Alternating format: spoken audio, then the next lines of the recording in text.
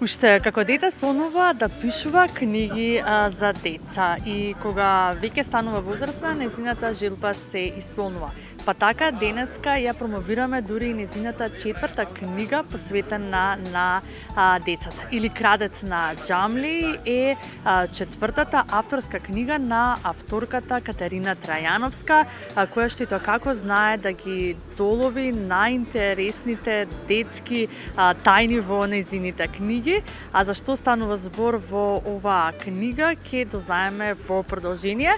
Каде ќе ви посакам добро и убаво утро, честитки за вашата 4-та книга поред, Крадец на џамли, што представува? Најпрво ви благодарам на поканата и благодарам за честитките. Крадец на џамли е моето 4-то остварување.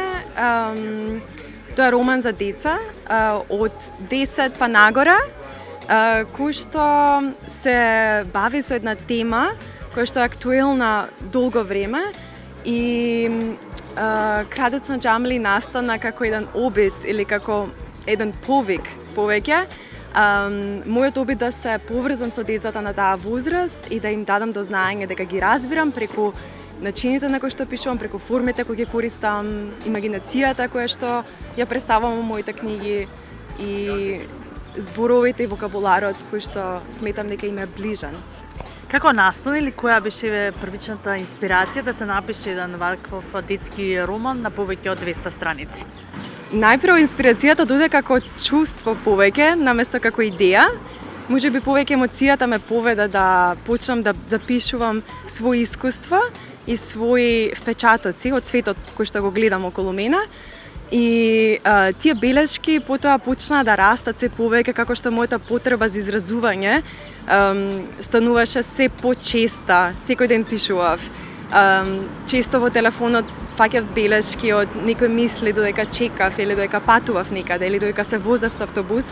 И многу често овие моменти додека човек не прави ништо и умот може да лута наоколу и баш во тие моменти се раѓаат најинтересните и најдлабоките впечатоци што ги имаме за светот околу нас.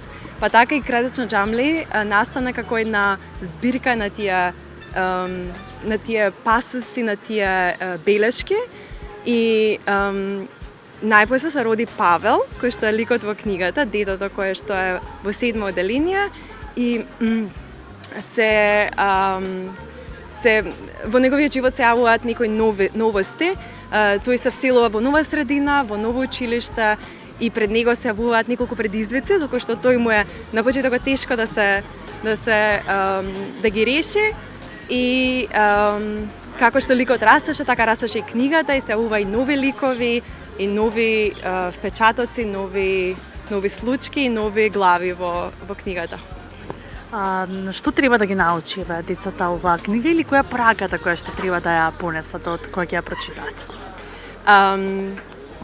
Можеби нема некоја класична дидактичка порака оваа книга, меѓутоа книгата е мој обид да можеби да се чувствувам повеќе и да им дадам до знаење на децата кои што во некој дел од својот живот се чувствуваат како да не припаѓаат на средината во која што растат и на училиштето во кое што одат.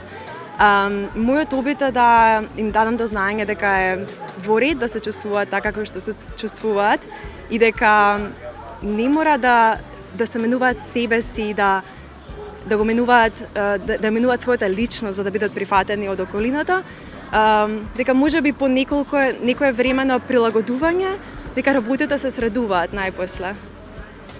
На што треба да се внимава најмногу кога се пишува книга за деца? Да, при пишување на книги за деца, авторот внимава или, например, ја одбира темата на почетокот. Значи, има автори кои што се занимаваат со теми како пријателство, љубов, училиште, потешкоти. Има книги кои што се занимаваат и со хигиената. Некои книги сакаат да ги научат децата на хигиена, како уште еден извор на едукација.